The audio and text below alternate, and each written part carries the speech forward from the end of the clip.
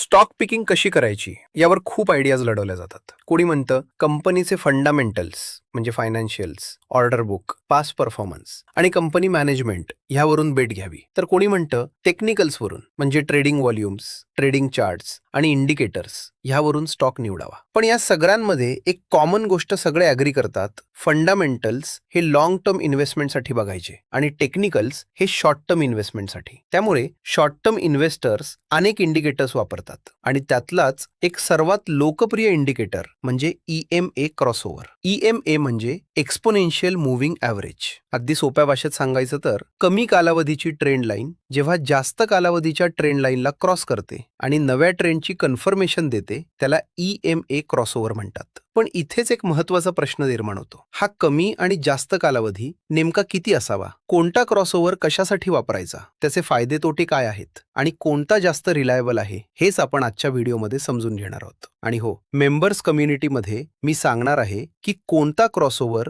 कुठल्या प्रकारच्या इन्व्हेस्टमेंटसाठी योग्य आहे. EMA क्रॉसओव्हर सेट कसा करायचा आणि पर्सनली मी कोणता क्रॉसओव्हर वापरतो. त्यामुळे हा व्हिडिओ पूर्ण बघा आणि मेंबर्स कम्युनिटी सुद्धा सबस्क्राईब करा. चला आता सुरुवात करूयात.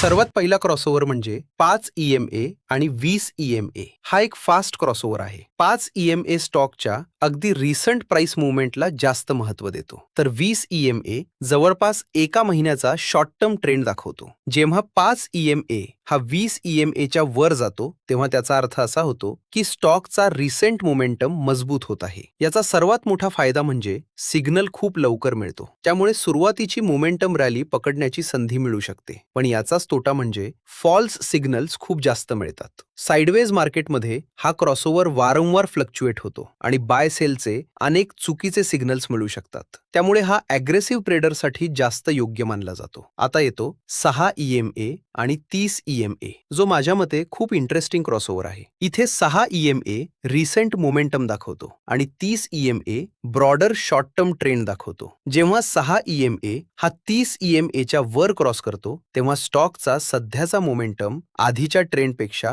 मजबूत होत असल्याचा संकेत मिळतो. यामुळे ट्रेंड बदल कंपॅरिझिव्हली लवकर येते. मात्र हा देखील परफेक्ट नाही. एखाद्या अचानक आलेल्या प्राइस स्पाइकमुळे क्रॉसओव्हर होऊ शकतो आणि दुसऱ्याच दिवशी स्टॉक परत खाली येऊ शकतो. त्यामुळे हा बाय सिग्नल नसून मोमेंटम चेंजचा सिग्नल आहे हे लक्षात ठेवणं महत्त्वाचं आहे. तिसरा क्रॉसओव्हर म्हणजे 8 EMA आणि 21 EMA. हा स्विंग ट्रेडर्समध्ये बराच लोकप्रिय आहे कारण तो स्पीड आणि स्टेबिलिटी यामध्ये चांगला बॅलन्स देतो. 5 ते 20 क्रॉसओव्हर पेक्षा कमी नॉईज आणि 20 ते 50 क्रॉसओव्हर पेक्षा लवकर सिग्नल अशी याची खासियत आहे. त्यामुळे शॉर्ट टर्म स्विंग ट्रेडसाठी हा उपयोगी ठरू शकतो. पण डाऊन साइड मार्केट साइडवेज असेल तर फॉल्स क्रॉसओव्हर्स इथेही दिसू शकतात. 9 EMA आणि 21 EMA क्रॉसओव्हर हा आणखी एक वाईडली युज्ड कॉम्बिनेशन आहे. 9 EMA रिसेंट मोमेंटम दाखवतो तर 21 EMA broader short term trend दर्शवतो. याचा फायदा म्हणजे हा फास्ट आहे पण अतिशय सेन्सिटिव्ह नाही. त्यामुळे लहान मोठ्या फ्लक्च्युएशन्समुळे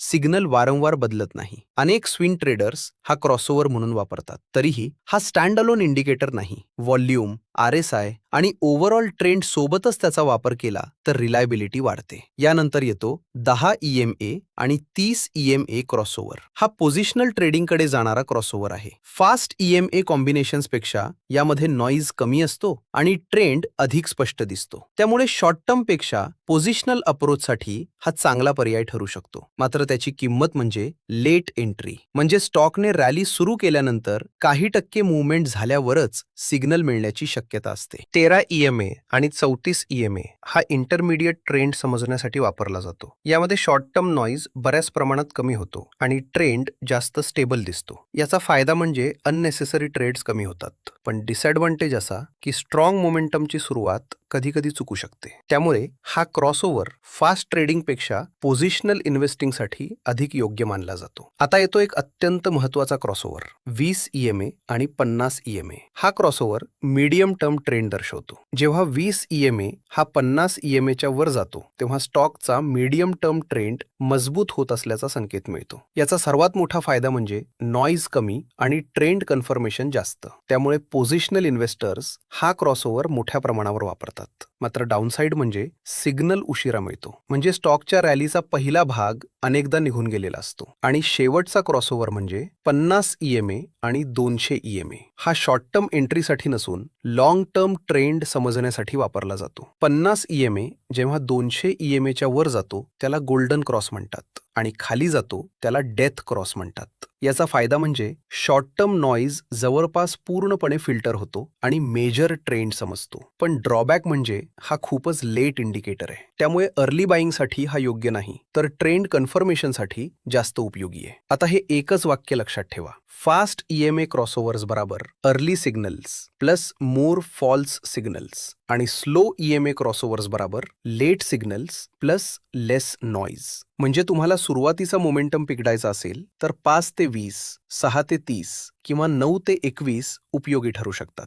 पोझिशनल ट्रेंडसाठी 13 ते 34 किंवा 20 ते 50 चांगले पर्याय आहेत. तर लॉंग टर्म ट्रेंड समजण्यासाठी 50 ते 200 सर्वोत्तम मानला जातो. शेवटची सर्वात महत्त्वाची गोष्ट, EMA क्रॉसओव्हर कधीही बाय किंवा सेलचं फायनल कन्फर्मेशन देत नाही. तो फक्त एवढंच सांगतो की स्टॉकच्या मोमेंटम किंवा ट्रेंडमध्ये बदल होत आहे. म्हणूनच पुढच्या लेवलवर आपल्याला फक्त क्रॉसओव्हर झाला का हे नाही, तर हा क्रॉसओव्हर किती स्ट्रॉंग आहे हे समजून घ्यायचं आहे. आणि नेमकं कोणता क्रॉसओव्हर मी वापरतो, कोणत्या इन्व्हेस्टमेंट टर्मसाठी कोणता क्रॉसओव्हर सर्वोत्तम आहे आणि क्रॉसओव्हरची क्वालिटी कशी मेजर करायची, क्रॉसओव्हर सेट कसा करायचा, हे मी मेंबर्स कम्युनिटीमध्ये सविस्तर सांगणार आहे. धन्यवाद. भेटूया पुढच्या व्हिडिओमध्ये.